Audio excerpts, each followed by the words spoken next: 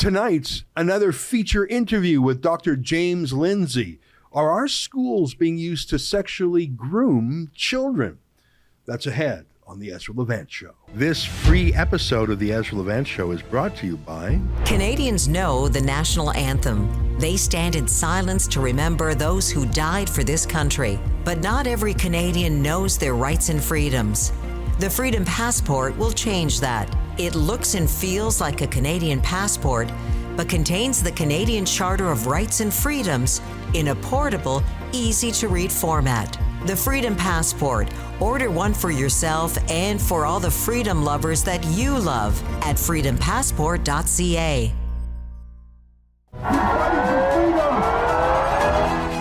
Shame on you, you censorious thug.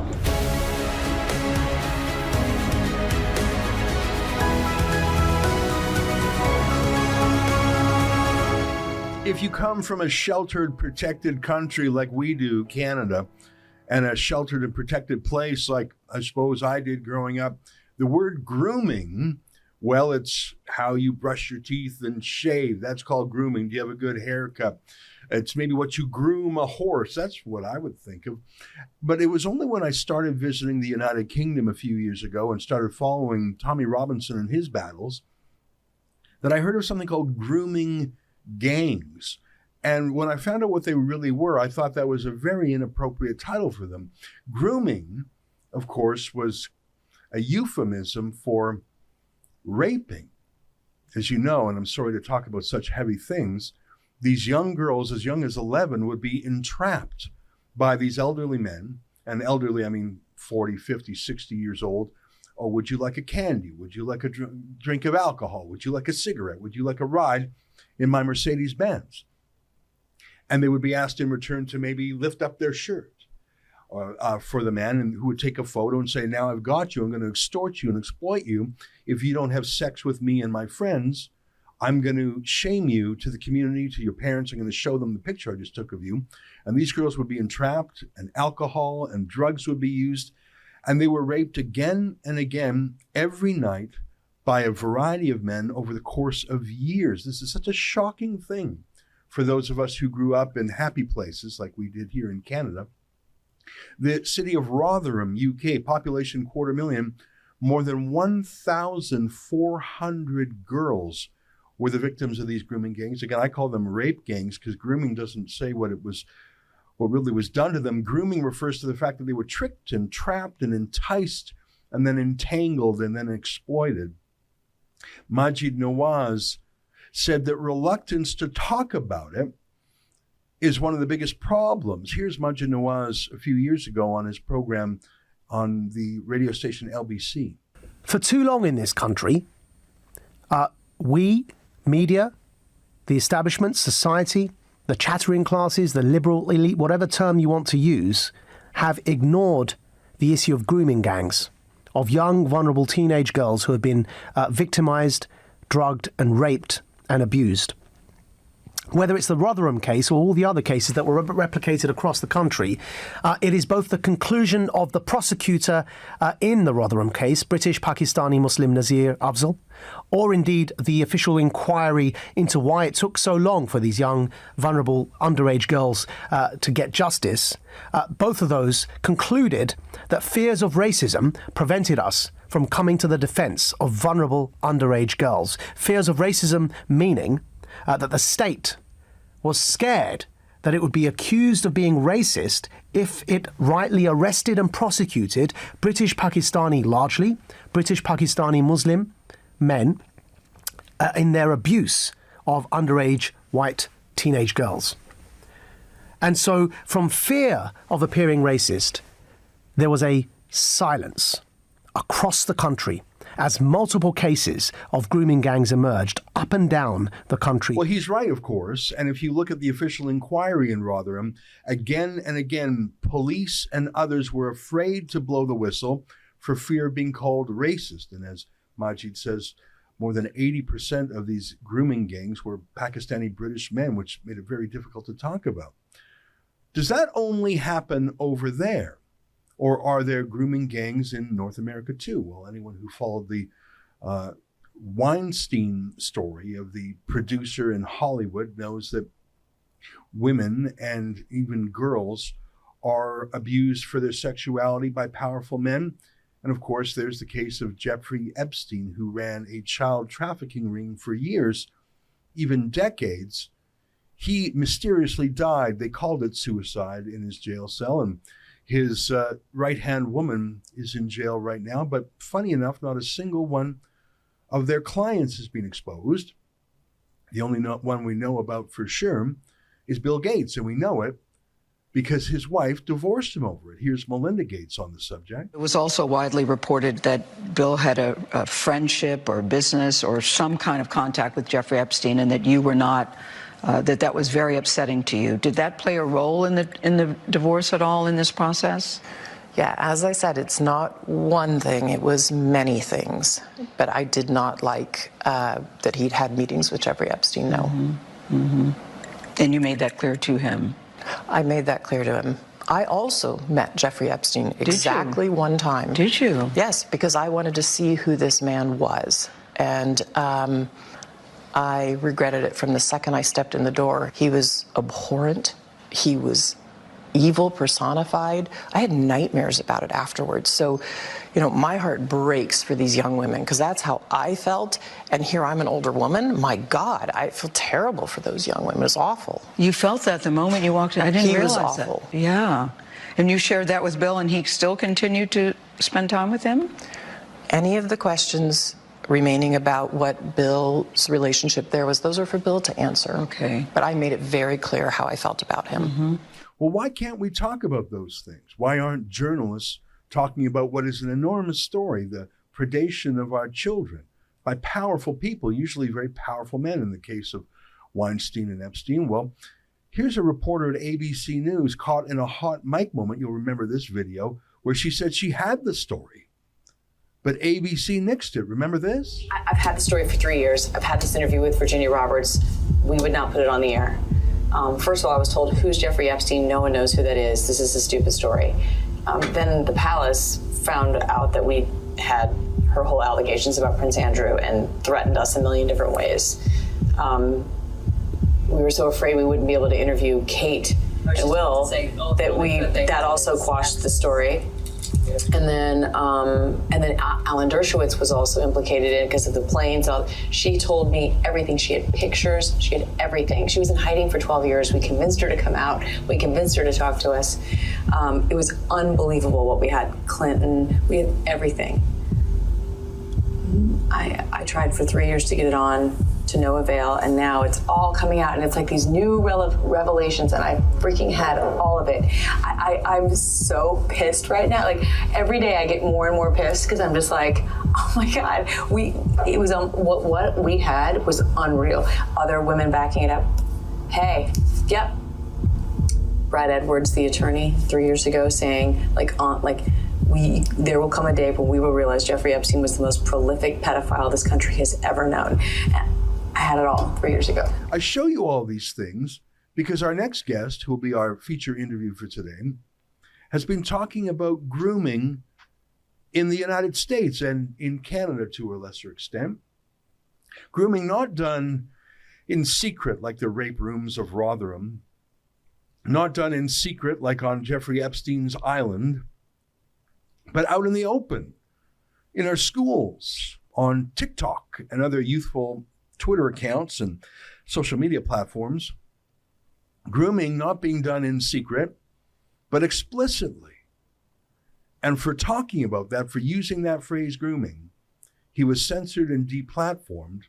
I'll introduce the man to explain what happened himself. His name is Dr. James Lindsay. You'll recall we've had him on the show before. He's the boss of newdiscourses.com, and he joins us now via Skype from Knoxville, Tennessee. Dr. Lindsay, what a pleasure to have you back on the show. I hope you don't mind my lengthy introduction.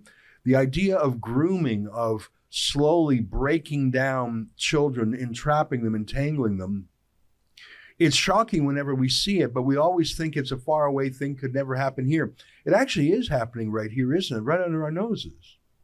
Yeah, very unfortunately. And like you said, through the schools. And so what we are seeing, just to tie into the the connotation of grooming that we were just discussing is we're seeing story after story after story now of sexual abuse occurring in schools, sometimes with hundreds of victims coming across many different states. And I don't think that this is wholly surprising. This isn't quite what I got kicked off of Twitter for. I was using, as you started out by saying, grooming your beard or grooming your hair or grooming a horse. There are other meanings of the word grooming. We used to say, for example, that maybe, your favorite politician, whoever it might be, maybe Mitch McConnell or somebody has groomed the successor, has kind of brought them into the fold, the way of thinking, the mentality that, he had put forth before he retires or whatever it might be. And so there's this idea of professional grooming, and there's an idea actually of cult grooming. You don't merely, entice perhaps a young person or a vulnerable person for sexual exploits. You can also entice them to join a cult. And this is something that has been going on, obviously, for a very long time, probably as long as there have been people. And it's been a rampant problem in the United States. We've had the Scientology cult exposed. We know that it and other cults prey upon vulnerable people who have recently moved, so they've upended their lives.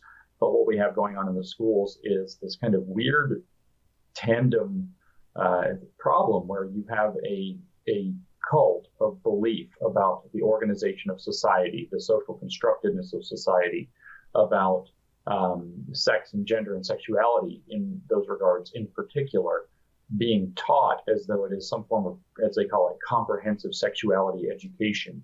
That, maybe if you don't feel like a boy, even though you are a boy, then maybe you are secretly a girl. And then kind of this whole process begins. You induce this vulnerability and pull these kids into these after-school clubs, and they are socially transitioning kids at school while hiding from their parents the fact that they've changed their name, changed their pronouns, or maybe even, depending on the school system, are beginning to take pharmaceuticals that maybe block their puberty. Maybe they're antidepressants, they're psychoactive drugs. Maybe they eventually can include cross-sex hormones. Then the schools are facilitating this after inducing these ideas into the children's minds. And so now you have this kind of cross-purpose sex, gender, sexuality as a form of identity cult that, of course, opens up vulnerability to predation, kind of physical and sexual predation, which, just to bring it full circle to any other cult, the vast majority of those end up with the cult leader, basically asking for people's wives and daughters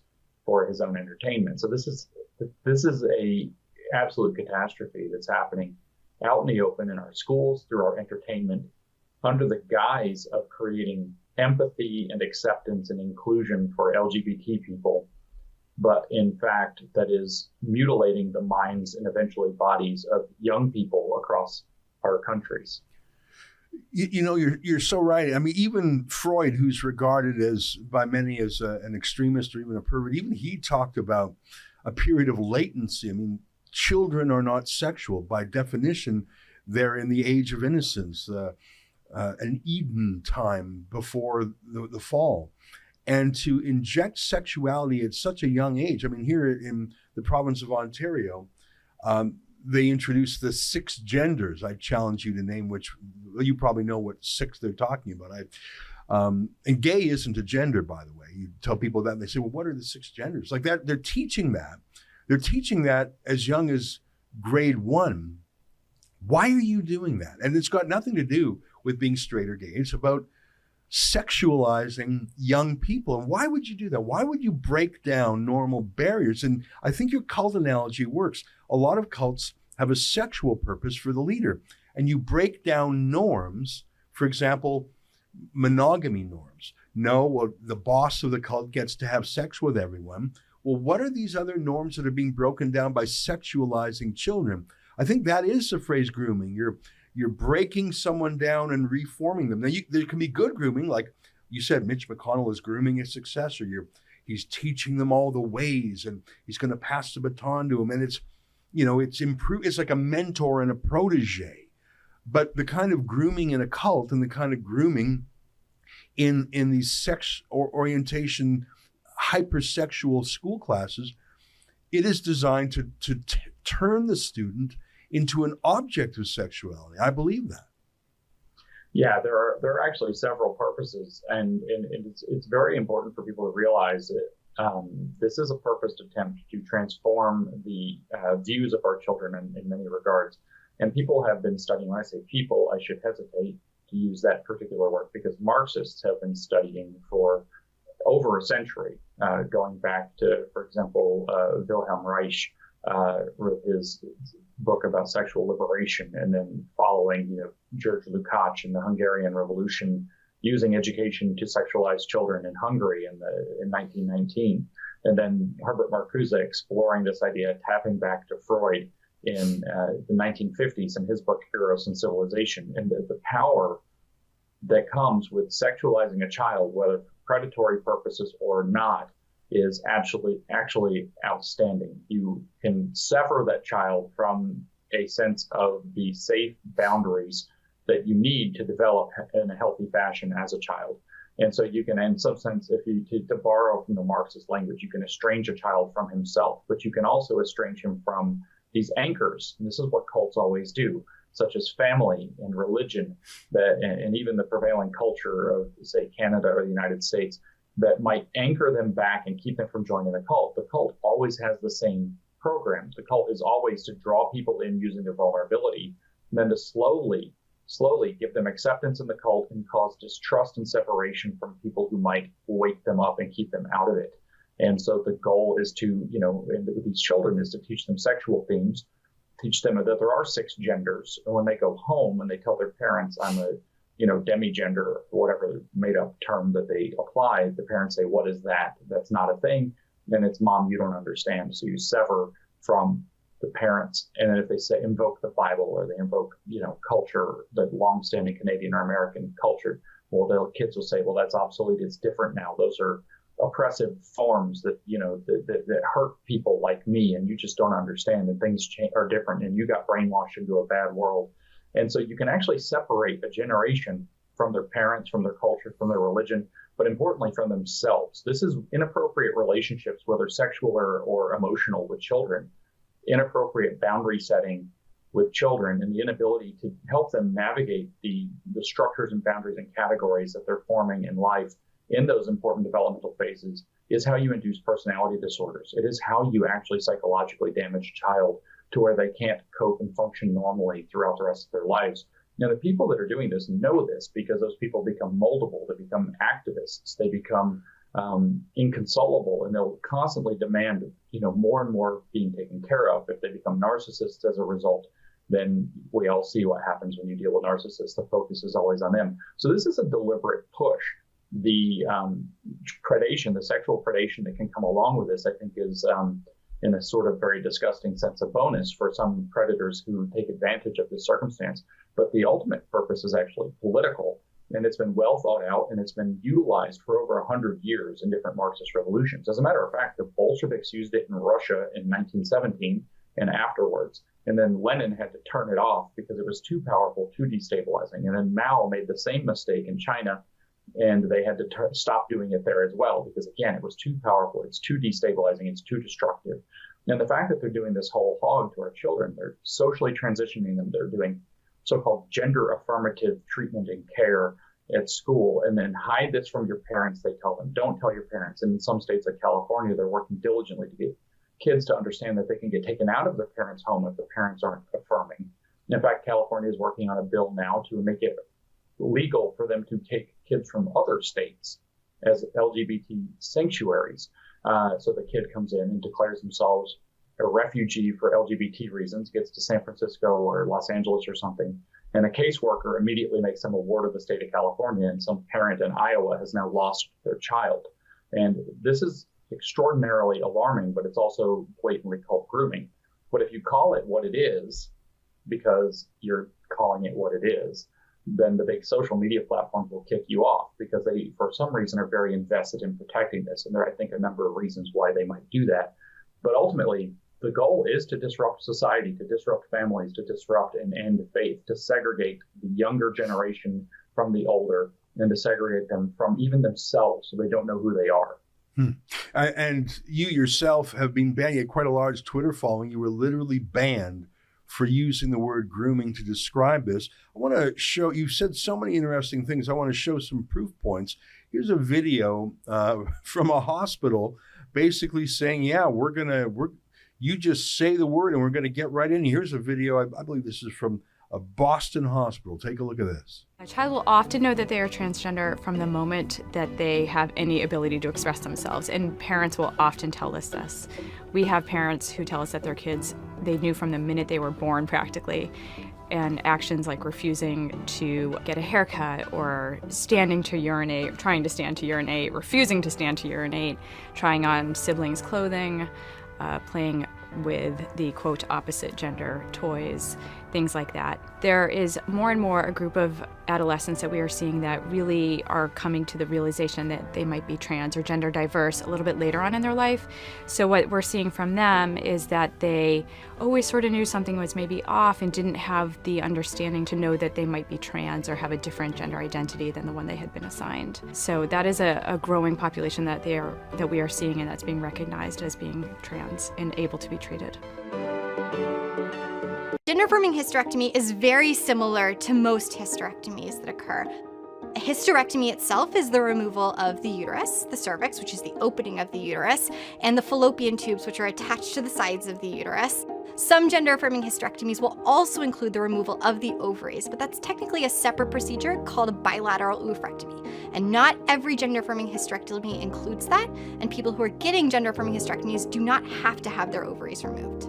The idea of teachers deliberately doing this and hiding things from parents and even dispensing drugs, this is not a conspiracy theory. A lot of these teachers boast about it. There's an interesting account called Libs of TikTok. It's I don't even think liberal is the right word, progressives who are boasting about what they're doing in schools. I don't know why they boast about it. They think maybe parents aren't watching these TikTok videos, and I suppose in most cases that's true. Here's a sample of some libs of TikTok talking about, a campaign to sexualize their children and even to hand out pharmaceuticals to block their sexuality. Take a look at these. We need to talk about what's happening in Texas. The governor is trying to take away vital health care from transgender kids and labeling it as child abuse. Giving gender-affirming care to transgender children is medically necessary and supports their health and well-being. Did you know in many states you can get certain types of health care without your parents being there or ever finding out about it? It's today's Daily Doctor Facts. To figure out if you can get care sans parentals, go to your state health department website and find the laws related to teen health, consent, and confidentiality. So, with hormones, the mental health piece kind of ties into that because we're able to give 2 letters, either for hormones or for surgery, readiness, things like that. And we delve deeper into it with our amazing team from UCI Gender Diversity Program. So, some of the folks from UCI Gender Diversity Program are Rick Cervantes, who goes over the insurance part, Jeff Vu, who's a nurse practitioner, Dr. Hunt, Dr. Lynn Hunt, who's a pediatrician. We have Abigail, Catherine, and Caroline as well, who are med students who have been incredible and teach amazing information about hormones. So the hormone section, we talk about estrogen, we talk about testosterone, we talk about blockers, we talk about stopping puberty for our youth, ways in order to navigate that, what hormones will do, what they won't do, the timelines and things of that nature. Really exciting. I'm a doctor, and apparently the state of Texas needs to reconsider what it considers child abuse. Because you know what's abusive? Ignoring the needs of your child when your child is telling you what they need. And engaging in behavior as a parent that could lead them to unalive themselves. Over 80% of trans youth have admitted to having thoughts about unaliving themselves, and over 50% have actually attempted it. In these individuals, denying them care that we know is life-saving. In my last video, I told you how adults are my problem, and I have to get them to take me seriously, which means I have to consistently remind people to take me seriously. I have to set up boundaries. If people do not use the correct pronouns, the correct language, the correct title, the correct name, then sometimes I am forced to remind them to. And if they continue to refuse, and I don't mean by accident, I mean to actively refuse, then I get to a point where I maybe have to cut them out of my life. Kids, their brains are more elastic than that. They get it, they don't care. They're just here for a good time. And the queer ones, they see me. And they saw me before I was ready to be seen. So I do them a service now, and they call me Mix. I'm like very out at work. At least at my teaching job, I'm very out. I wear my pronouns and stuff, and I'm like, I like correct the kids, and the kids have gotten to like correcting each other. And it was like so awesome today. I was in charge of our like active activity, and one of the kids referred to me as a girl, and one of my kids was like, Jamie doesn't have a gender. Jamie's not a girl. Oh my God. And like, the kid was just like, what do you mean? And she was just like, Jamie doesn't have a gender. Jamie is not a girl. I like the way that has me is so emotional. I think it's madness, but let me just tell you a quick story. I'm sure you know this, Dr. Lindsay, because you know these things. In the Soviet Union, their version of Boy Scouts, the young pioneers, they wore a little lapel pin, all the kids. And it was of a young boy named Pavel Morozov. Maybe you know the story. He was a Ukrainian boy. I forget how old he was. He was very young. And the story is probably embellished by the Soviets for propaganda reason, but I'm sure there's a grain of truth under it. Pavel Morozov overheard his parents criticizing Stalin's plans to forcibly collectivize Ukrainian farms in what became known as the Holodomor, the forced famine, the engineered famine. So he overheard his parents speaking ill of Stalin's plans, and because he had been alienated by authorities from his family and taught to love the state instead, he informed on him. He ratted. He told the police about his parents, and they arrested them and sent them off to Siberia. And Pavel Morozov was given the title by Stalin, informant number one. Now, we use the word informant as an insult. He's an informant. Don't trust him. He's a snitch. No, in the Soviet Union, that was the greatest achievement. And so every young pioneer, every boy in Russia, when they would join Scouts, would wear a little picture of Pavel Morozov in a lapel. Like it wouldn't be a neutral symbol or an outdoorsy symbol or even Lenin. It was Pavel Morozov. The role model for a Soviet boy was someone who would not only alienate their family, but throw their family in prison because their higher loyalty was to Stalin. And until the end, until 1989, that was what young boys took home from Boy Scouts, young pioneers. Imagine the terror that would put in a family. You say Child Welfare Services taking kids away whose parents say, don't, you're not a demi-gender, whatever. Imagine the terror that the KGB would come and take your kids away and throw you in Siberia because your kid was told he's being weaponized against you.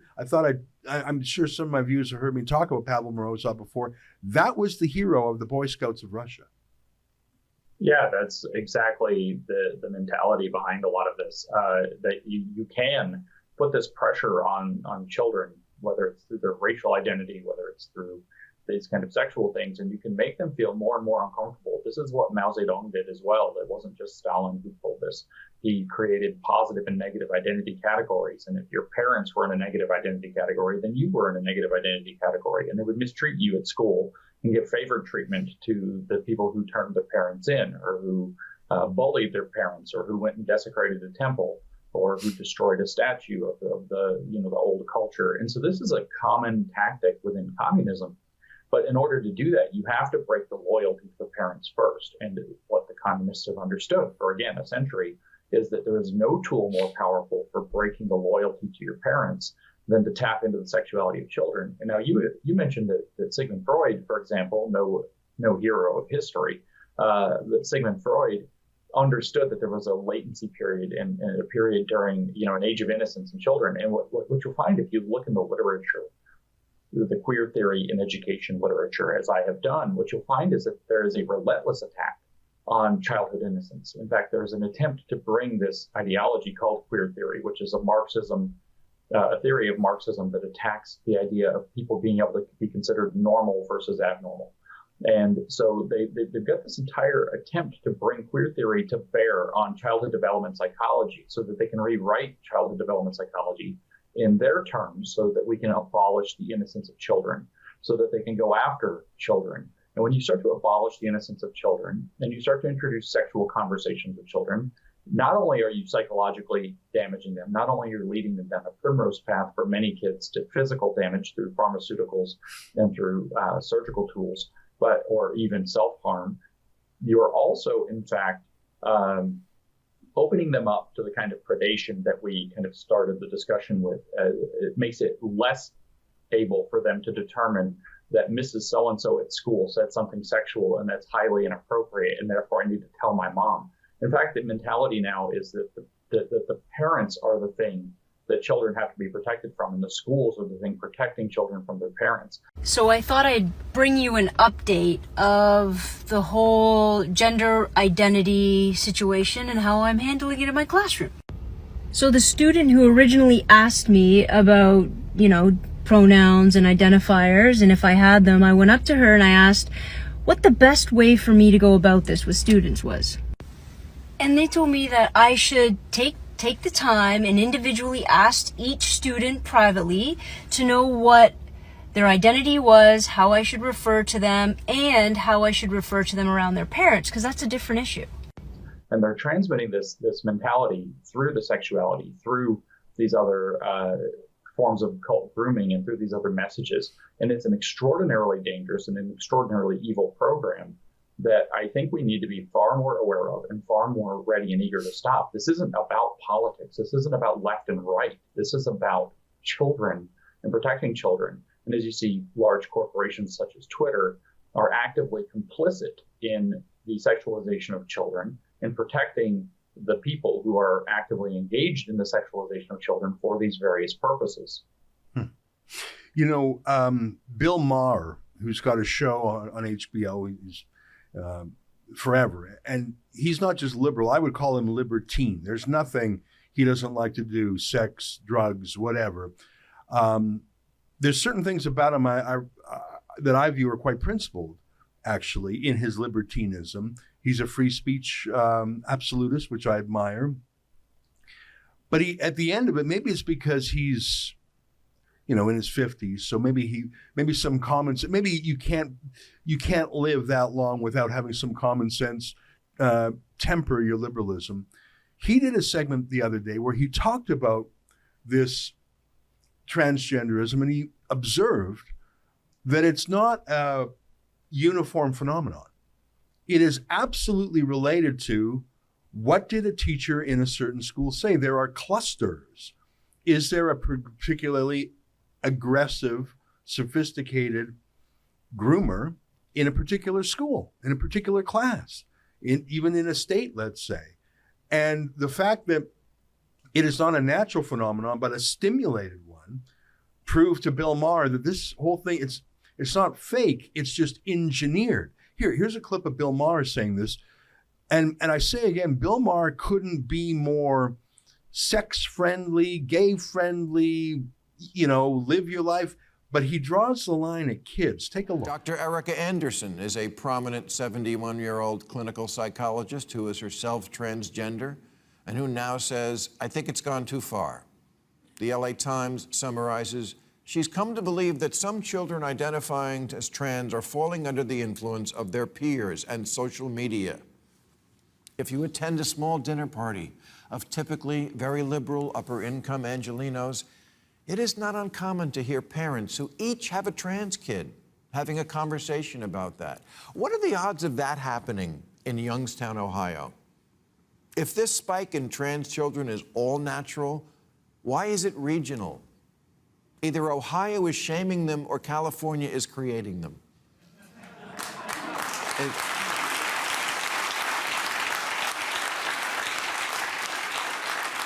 It's like that day we suddenly all needed bottled water all the time. If we can't admit that in certain enclaves there is some level of trendiness to the idea of being anything other than straight, then this is not a serious science-based discussion. It's a blow being struck in the culture wars using children as cannon fodder. I don't understand parents who won't let their 9-year-old walk to the corner without a helmet, an EpiPen, and a GPS tracker. And God forbid their lips touch dairy, but...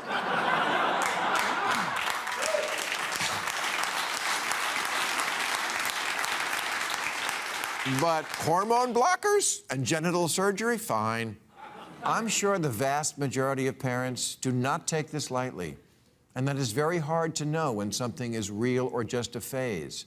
And I understand being trans is different, it's innate.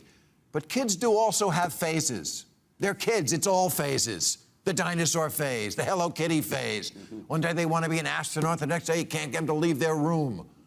Gender fluid, kids are fluid about everything. If kids knew what they wanted to be at age 8, the world would be filled with cowboys and princesses. You know, I think that's going to put him he's no longer a protected person, Bill Maher. I wonder if he'll be canceled or if he still earns too much money. You know, Elon Musk used the phrase mind virus the other day. And I think there's something to it. You know, there's a trite old saying, smiles are contagious. Laughter is contagious, but it's actually true. You know, you see someone smiling, you're more likely to smile. You see someone laughing, you actually want to laugh along. You see someone yawning, you yawn. If someone in your circle commits suicide, now the idea has been implanted in your group, and now it's an acceptable thing to do. And you see suicide clusters. We see that sometimes in Indian reserves in Canada. Depression can be a mind virus. I think that we underestimate how powerful persuasion and peers are.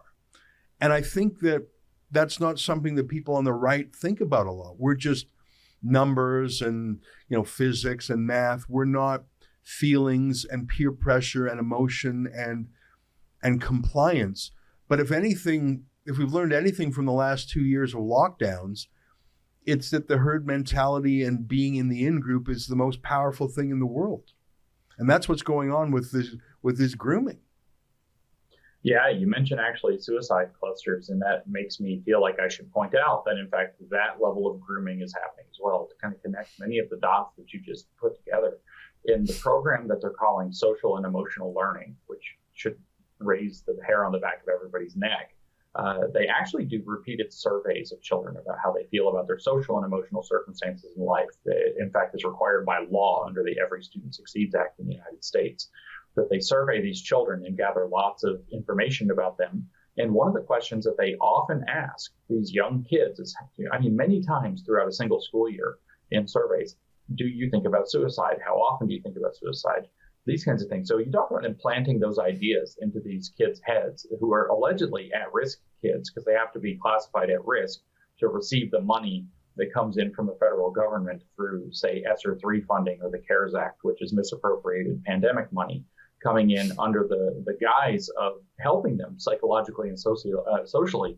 Allegedly, they've been injured by the trauma of the pandemic, and therefore you have to intervene this way. But they ask them repeatedly, are you suicidal? Do you feel suicidal? And they say that this is for prevention. But as a matter of fact, it plants the idea. Then there's this program that is often tied in with this. The World Economic Forum advertises it as one of its chief ed tech success stories. It's called the Trevor Project.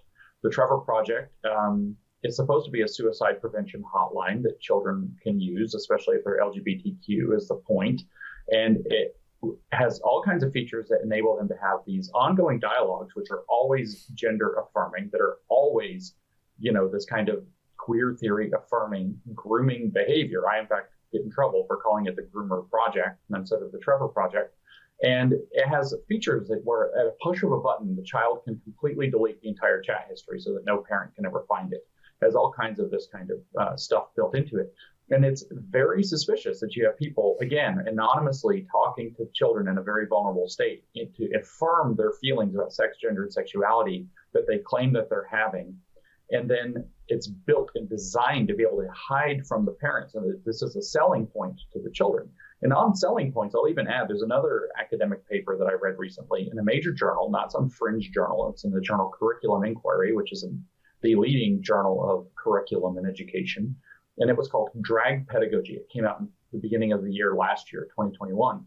Drag Pedagogy, and it talks about the use of drag queen story hour. And in fact, in that paper, I urge people to go look this up and read it. It's actually open access. It's free. Anybody can read it. You don't have to have an account. You can just go look up Drag Pedagogy by Lil Miss Hot Mess. I'm not kidding. And you can read this paper. And they say in there that they use the fact that the idea of generating LGBT empathy as a selling point, as a marketing strategy. But of course, that's not what it's really for. They say that in the paper. They actually tell you that. They say that they market it as being family friendly, but what they actually mean is family in the sense of the queer family on the street that you leave your real family for. This is things that they're actually putting in writing and publishing in academic journals about what they're doing with children. And it's just grotesque to see millions upon millions of people just falling for it by not taking literally a small number of minutes, an hour out of their day to go look into this and read about it before they get militant about it like an idiot on social media. So I encourage people to go look at that. This is not what it seems. And the Trevor Project is not what it seems. And this suicide, kind of mental illness, self-harm, anorexia, but then transition kind of cult grooming that's been taking place on social media for many years, that many, many children have been harmed and pulled into, that now involves this kind of alleged magical pathway out of all your troubles through becoming a lifelong pharmaceutical patient, which will, in the end, force you to have expensive lifelong medical care, which will force you to agitate for socialist single-payer medicine, when you, just like they agitate for student loan forgiveness. So you're creating these activists with this program. I urge people to go look into this because this has been a deliberate and malicious and extraordinarily damaging grooming project that's, like you said, happening out in the open, happening at scale, happening deliberately through multi-billion-dollar funding programs like social emotional learning through the schools, which should be illegal anyway. You shouldn't be practicing psychology as a teacher in front of groups of students in a non-therapeutic, uncontrolled space. This should be felonious, not something encouraged. So people really need to kind of become more aware, and this is why I spend so much time talking about it. This is why I got kicked off of Twitter for talking about it. People need to become much more aware of just what's going on, and that it's extremely damaging, and it's also disgustingly purposed. It's not just happening. It's not just social contagion. Like I said, they pressure the kids about their racial identity and give them a resolution in adopting a sexual identity or a gender transition identity. I even saw the other day, being non-binary is racist. White people aren't allowed to be non-binary, for example. Being a tomboy has a long history of racism. These are articles they're putting out in teen-geared magazines. They're telling people, kids, vulnerable 13, 14-year-old girls, 12-year-old girls, this.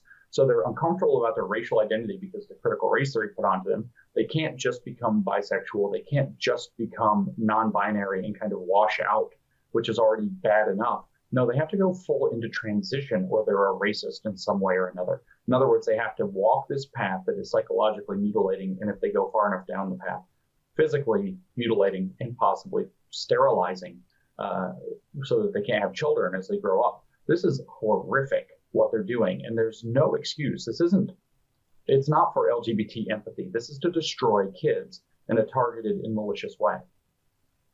I find this all very troubling.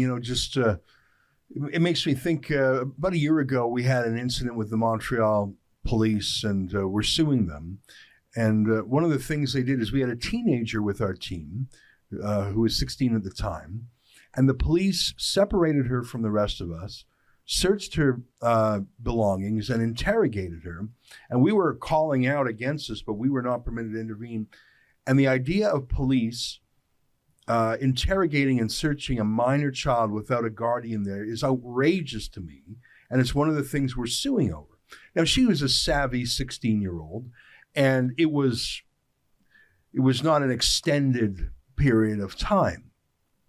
But it still deeply outrages me that the police would do that. And imagine, and that's a 16-year-old basically having her civil rights violated. But imagine a 10, 11, 12, 13, 14-year-old being separated from a guardian and subject to someone else's agenda, not once for 10 minutes or 20 minutes, but every week for years, hidden from guardians. If it outrages me that our 16-year-old colleague was treated this way, surely it should outrage us that 6-year-old, 10-year-olds are being treated this way in these drag queen events where children, and I say to people who say, and I know that they kicked you off of Twitter because they elided the word groomer with an anti-gay epithet, but I say to people who are having trouble understanding that, would you feel any better if minor children were taken to heterosexual strip clubs? Would you feel any better if a 10-year-old girl was taken to a strip club where women strippers were stripping naked? It would be just as inappropriate, and we would call that child trafficking. I find this a deeply troubling subject. And listen, I wanted to talk to you today about a number of things, but I'm glad we talked about this. I know this is a focus in the United States because you have some political leaders pushing back. I mean, I think the governor of Virginia won in part because of what parents saw in their kids' schools. Kids were at home taking school over Zoom or Skype, and parents saw for the first time the kind of crazy stuff being taught, whether it was critical race theory or sexual critical theory. And parents said, this is madness. And I think that's one reason why Virginia, which has been a blue state for 20 years, went red. And I know Ron DeSantis talked about this. He's banning doctors who engage in the kind of mutilation surgeries you're talking about. I think this is happening in Canada just as much as in the United States, but we lack the political courage or the journalism to stand up to it. We lack any candidates for, school boards to stand up to it. And I think there's nothing more important than protecting our children. And why do we assume it only happens somewhere else? I find this a troubling subject, but I'm glad we tucked into it. How can we follow your work now that you're taken off of Twitter? What's the best way to follow what you do? Well, I mean, I strongly encourage people to go to the website, which is newdiscourses.com, as you mentioned. That's where all of my long form and much of my short form written and audio content gets put out. I have a YouTube channel that is largely those podcasts on YouTube, but sometimes there's other material. It is the New Discourses channel on YouTube. It just crossed 100,000 subscribers. So thank you to those people who have subscribed, and welcome to new subscribers who want to join in. It's a growing party. I'm kind of still all over the other social media platforms, the kind of fringe social media, the Truth Social, the Getter, all of this, at Conceptual James still. I'm not as active. It's almost like somebody grabbed me by the shirt and shook me for a moment. And I kind of realized that social media is just so poisonous that I've wanted out, and now I have the excuse to do a lot less of it. So I'm kind of happy to be doing much less of it and don't anticipate a big return. I do want to mention, though, I know we're winding up, but I want to mention that it is worse in Canada than it is in the United States, for whatever set of reasons, lack of political courage, people being too nice, whatever it is. I have a friend, Chris Elston. He's known as Billboard Chris on social media. He wears these billboards that children shouldn't, consent. They can't consent to puberty blockers, et cetera. And I met with him recently in Tampa, Florida, just to tell a quick story. And he was going to go out with this huge crowd of Democratic protesters outside of an event we were in. And he was going to do his signs and video and all of this. And somebody asked, aren't you afraid that you're going to get assaulted? And he said, no, I'm not in Canada. I'm in the United States. I'll be fine. And he was. In fact, people yelled at him a little, but nothing else. And then he went back to Vancouver the following week. He went home and he went out for an event and was standing on a street corner and got physically assaulted and punched more than once. Each time he went out in Canada, he gets physically assaulted. That doesn't happen in the United States. It's actually worse in Canada. So your viewers should be aware that Canada is far much worse on this issue than even the United States with all this crazy, dangerous stuff that I mentioned. So follow Chris as well, Billboard Chris. You can find him that way. All right. Well, I'm glad we had this conversation. It's great to catch up with you. Next time we talk, we'll branch out into other issues, but this was on my mind because it was the reason you were banned from TikTok. Dr. James Lindsay of newdiscourses.com. Great to catch up with you today. Yes, always. Thank you. All right. Well, there you have it, our feature interview with Dr. James Lindsay. What do you think? Do you think he's overstating things? Do you think he's exaggerating? Do you think he's infusing his comments with some sort of bigotry or hatred? Or do you think he is actually doing the opposite, ringing the alarm about what's happening to our children and deliberately being kept away from us? What do you think? Let me know. Send me an email to ezra@rebelnews.com. Until next time, on behalf of all of us here at Rebel World Headquarters, to you at home, good night, and keep fighting for freedom. This free episode of the Ezra Levant Show is brought to you by Canadians know the national anthem. They stand in silence to remember those who died for this country. But not every Canadian knows their rights and freedoms.